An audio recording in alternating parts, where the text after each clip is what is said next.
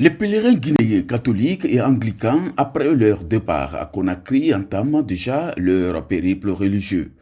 Première étape à la France.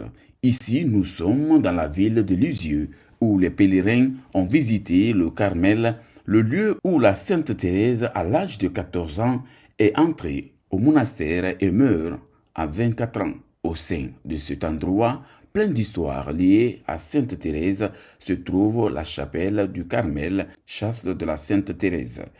Après le Carmel, les pèlerins se sont rendus dans la famille buissonnière où la Sainte Thérèse est née. Il vivait selon ce que Dieu lui disait.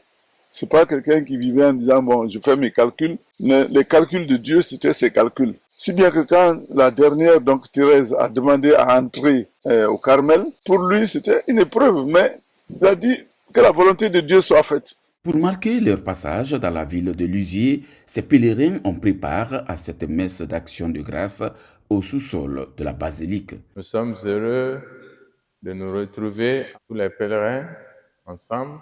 En célébrant cette Eucharistie, nous voulons donc rendre grâce à Dieu qui nous a conduits dans cette basilique. Et nous voulons prier également pour nos défunts. On peut retenir plusieurs aspects, mais moi j'ai retenu deux aspects importants. Le premier, Thérèse, elle aime le tout. D'ailleurs, quand elle était petite, on envoyait des jouets. On dit à chacune de choisir. Elle dit que je prends tout. La deuxième partie, c'est important aussi. Faire confiance en Dieu. La basilique de Lisieux comporte plusieurs objets qui marquent la vie de Sainte Thérèse. Ici également, les pèlerins catholiques et anglicans ont formulé des prières pour leur famille, la paix et l'amour entre les Guinéens.